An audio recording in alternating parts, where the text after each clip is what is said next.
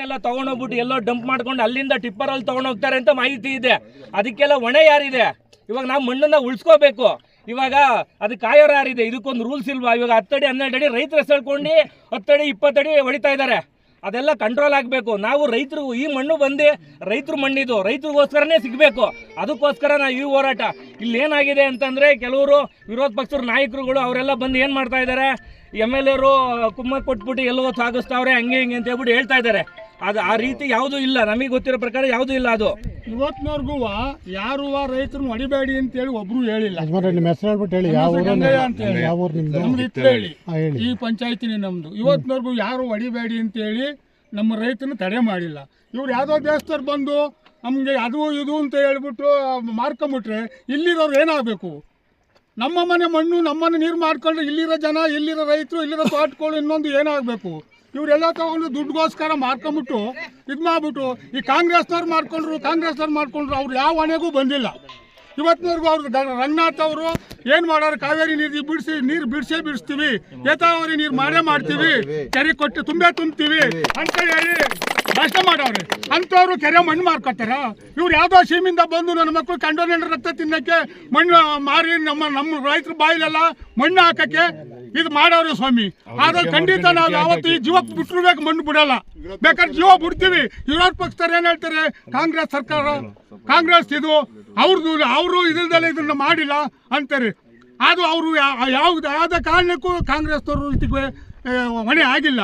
ವಿರೋಧ ಪಕ್ಷದವ್ರು ತಿನ್ಕೊಂಡು ಏನೇನೋ ಮಾಡಿಕೊಂಡು ಅವ್ರ ಮೇಲೆ ಇದು ಹೊರಿಸ್ತಾವ್ರಿ, ಗೂಬೆ ಕುಂಡ್ರಿಸಿ ಈ ಕೆರೆಗೆ ನಮಗೆ ಎಲ್ಲ ಮಣ್ಣು ತಿನ್ನಿಸ್ತಾವ್ರಿ.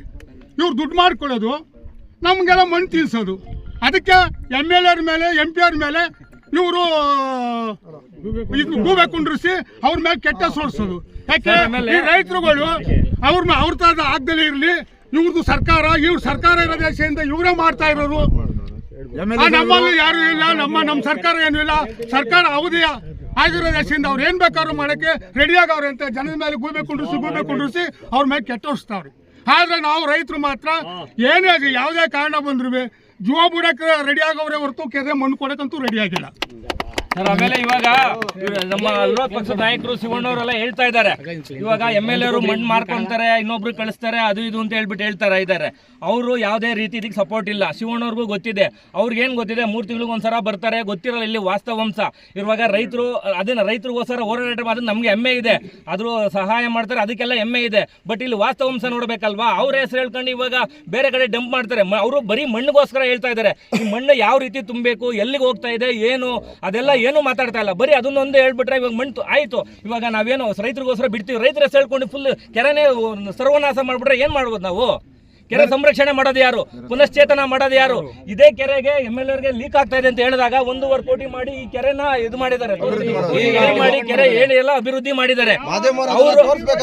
ಈ ಕೆರೆ ಅಭಿವೃದ್ಧಿ ಮಾಡ್ತಾ ಇದ್ದಾರೆ. ಆಮೇಲೆ ಅವ್ರದ್ದು ಈ ತಾಲೂಕಿಗೋಸ್ಕರ ಏನಾದ್ರು MLA ಮಾಡ್ತಾರೆ ಅಂತಂದ್ರೆ ಈ ತಾಲೂಕಿಗೋಸ್ಕರ ಈ ಮಣ್ಣು ಮಾರ್ಕೊಂಡು ಅವ್ರ ಜೀವನ ಮಾಡಲ್ಲ, ಈ ಕೆರೆಗೋಸ್ಕರ ನೀರಿಗೋಸ್ಕರ ಹೋರಾಟ ಮಾಡ್ತಾರೆ. ಈ ತಾಲೂಕಿನ ಬಡ ಮಕ್ಕಳು ರೈತರಿಗೋಸ್ಕರ ಕೆಲಸ ಮಾಡ್ತಾರೆ. ಆ ಒಂದು ಉದ್ದೇಶದಿಂದ ಅದಕ್ಕೂ ಏನು ಸಂಬಂಧ ಇಲ್ಲ.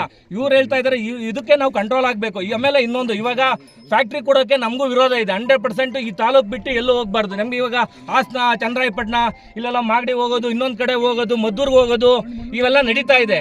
ರೈತರ ಹೆಸರು ಹೇಳ್ಕೊಂಡು ನೈಟ್ ಒಂದು ವಾರ ರೈತರು ಹೊಡಿತಾರೆ, ಇನ್ನೊಂದು ವಾರ ನೈಟ್ ಬಂದ್ಬಿಟ್ಟು ರಾತ್ರಿ ಟಿಪ್ಪರ್ ಅಲ್ಲಿ ಒಂದು ವಾರ ಹೊಡೆದಿದ್ದೆಲ್ಲ ಒಂದು ನೈಟಲ್ಲಿ ಹೊಡ್ಕೊಂಡು ಹೋಗ್ಬಿಡ್ತಾರೆ. ಅದು ಕಾಯರ್ ಯಾರು? ಅದಕ್ಕೆ ಇದು ಮಾಡುವ ಅಧಿಕಾರಿಗಳಿಗೂ ಕೇಳ್ತಾ ಇದೀವಿ ನಾವು.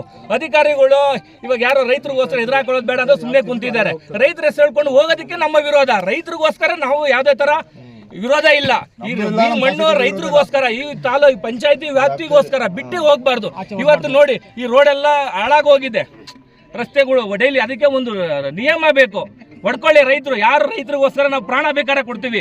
ಇವಾಗ ನಾವೇ ಖುದ್ದಾಗಿ ನಿಂತ್ಕೊಂಡು ಏನಾದರೂ ತೊಂದರೆ ಕೊಡ್ತಾವ್ರೆ ಅಂದ್ರೆ ಖುದ್ದಾಗಿ ನಾವೇ ಬಂದು ರೈತರು ತುಂಬಿಸ್ತೀವಿ. ನಾವು ಮಣ್ಣು ರೈತರಿಗೋಸ್ಕರ ಇದೆ.